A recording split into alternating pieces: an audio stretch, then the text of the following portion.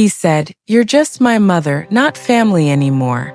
I still remember the exact moment those words left my son's mouth. We were standing in the small hallway of the house I had helped them buy. The rain was tapping softly on the roof, and I had just taken off my old blue coat. I came that evening with a pot of chicken soup because my grandson had a cold. Nothing special, just something a mother does, but when I stepped inside, I felt the air was different. Colder. My daughter-in-law, Sarah, didn't smile like she used to. She took the pot with a quiet thank you and walked straight to the kitchen. My son, Daniel, stayed by the door. He looked tired, older than his 34 years. And then he said it so softly I almost asked him to repeat it. "Mom, you're just my mother now, not family anymore. Sarah and the kids, this is our family." I stood there holding my handbag against my chest like a shield. I didn't cry. Not then. I only nodded, turned around, and closed the door behind me very gently. That was 4 years ago. And tonight, sitting in my little flat with the same rain on the window, I want to tell you the whole story because some pains don't shout. They just sit quietly inside you until you give them a voice. My name is Linda. I am 62 years old. People say I have kind eyes and hands that still remember how to comfort. I raised Daniel alone after his father left when he was 7. We had nothing fancy, but we had each other. I worked double shifts at the hospital as a cleaner so he could go to a good school. Every evening I came home, kicked off my shoes, and we ate together at the small table by the window. He used to lay his head on my shoulder and say, "When I grow up, Mom, I'll buy you a big house with a garden." I would laugh and tell him all I needed was him coming home for dinner. Those were simple days, but they were full. Daniel met Sarah when he was 26. She worked in the same office, bright, pretty, always dressed so neatly. The first time he brought her home, I made my special lasagna. I was nervous, you know? A mother wants her son's girl to feel welcome. Sarah ate 2 helpings and said it was the best she'd ever tasted. She called me Mom. That very first night, I remember how my heart lifted when I heard that word. They got married 2 years later in a small church with yellow roses everywhere. I wore a light blue dress and cried happy tears through the whole ceremony. When Daniel danced with me, he whispered, "See, Mom, I kept my promise. You'll always have a home with us." I believed him. With every piece of my heart, I believed him. The troubles didn't come all at once. They came like slow drops wearing away a stone at a tea. First it was little things. They moved 40 minutes away for Sarah's new job.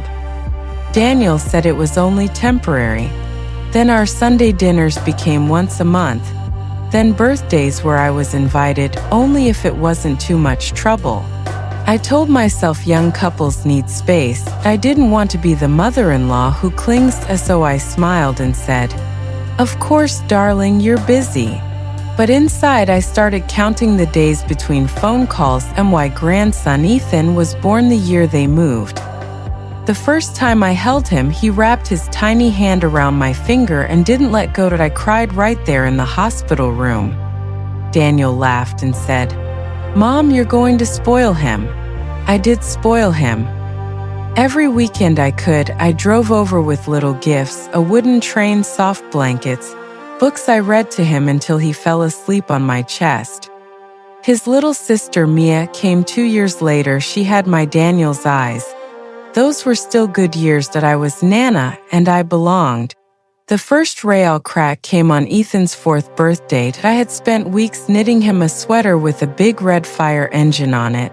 I arrived early with a cake I baked myself, chocolate, his favorite. Sarah opened the door and seemed surprised to see me. She said they had decided on a small party, just immediate family. I stood there with the cake in my hands and asked, "Am I not immediate family?" She gave a tight smile and said they wanted to keep numbers low because of the new baby. Daniel came to the door, kissed my cheek quickly, and took the gifts inside. He never invited me, and I left the cake on the doorstep and drove home crying so hard I had to pull over twice. After that, the visits became shorter. I would phone and Sarah would say the children were napping or at lessons. I started sending cards and small parcels in the post. Sometimes they thanked me. Sometimes they didn't. I kept every photo they sent. Ethan missing his front teeth, Mia in her first school uniform. I put them on my fridge and talked to them when the flat felt too quiet. The rail hurt built slowly, the way frost covers a window, one breath at a time. I noticed Daniel never called me himself anymore. It was always Sarah texting. "We're fine, thanks." When I asked to speak to him, she'd say he was at work or asleep. I began to feel like an outsider asking for favors. One Christmas, I bought theater tickets for all of us. "Something we could do together," Sarah texted back. "We already have plans with my parents that week." I sat with those 4 tickets in my hand and finally let myself admit it. I was being pushed out. I tried talking to Daniel once. Gently, we met for coffee near his office. I said, "Darling, have I done something to upset Sarah?" He looked uncomfortable and stirred his coffee for a long time. Then he said, "Mom, Sarah thinks you visit too much. She says it stresses her out."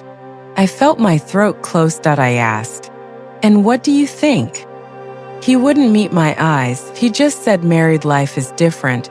Boundaries are important. I nodded and paid for our coffees. On the way home, I threw the theater tickets in a bin. The worst day came on a Tuesday in November. Mia had been poorly. Nothing serious, just a cough. I phoned to ask if I could bring soup and medicine. Sarah answered and sounded tired. She said, "Linda, please stop calling every day. We're managing." Then she put Daniel on the phone. I told him I was worried about Mia. That's when he said it. "Mom, listen. You're my mother, yes, but this is Sarah's house. Our family. You need to respect that." I whispered, "Am I no longer part of your family?" There was a long silence. Then very quietly, "You're just my mother now. Not family anymore." I don't remember hanging up. I only remember the room spinning and the rain starting outside. I didn't phone again for 3 months. I thought if I gave them space, they would miss me. They didn't call either. My birthday came and went with no message. Mother's Day was silent. I sat in church alone and lit a candle anyway. Then one night, close to midnight, my phone rang. It was Daniel. His voice was shaking. He said, "Mom, Ethan is in hospital. Appendicitis. They're operating now." I was out the door in my nightcoat and slippers. I drove through the rain like I was 20 again. When I reached the ward, Sarah was sitting in the corridor crying. She looked up, saw me, and fell into my arms like a child. I held her while she sobbed. Daniel came out later. Eyes red. He didn't speak. Just rested his head on my shoulder the way he did when he was small. We waited together until the doctor said Ethan was safe. That night changed something, but slowly I started visiting again, not every week, but when they asked. Sarah began calling me Mom again, hesitantly at first. One afternoon she made tea and said, "I'm sorry, Mom. I was overwhelmed and I took it out on you." I told her I understood. Young mothers carry heavy loads. She cried and I held her hand across the kitchen table. Daniel and I talked properly one Sunday after the children were in bed. He told me Sarah had been struggling with anxiety after Mia was born. She felt judged every time I came, not because I judged her, but because she judged herself. He said he had been weak. He chose the easy path of keeping peace at home instead of protecting me. He cried then. My big strong boy cried like he was 7 years old again. I forgave him before he even asked. These days I visit every second weekend. Ethan runs to the door shouting, "Nana!" And Mia wants me to read 3 stories, not to. Sarah hugs me when I arrive and again when I leave.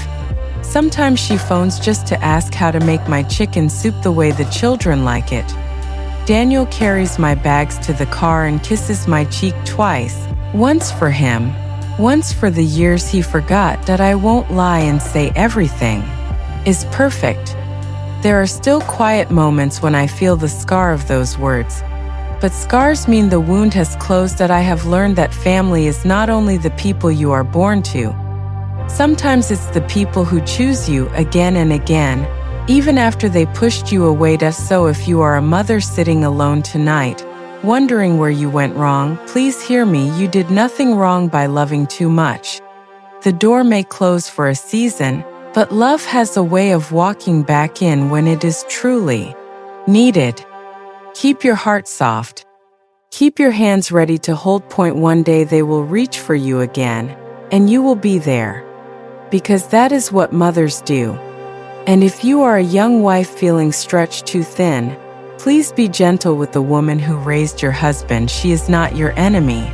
She is the reason he knows how to love you. One day you will need her arms as much as your children do. Love is patient. Love waits in the rain with a pot of soup. Love forgives when the apology finally comes. And real love always finds its way home. Thank you for listening to my story. May your home be warm, your children kind, and your heart always held. Good night.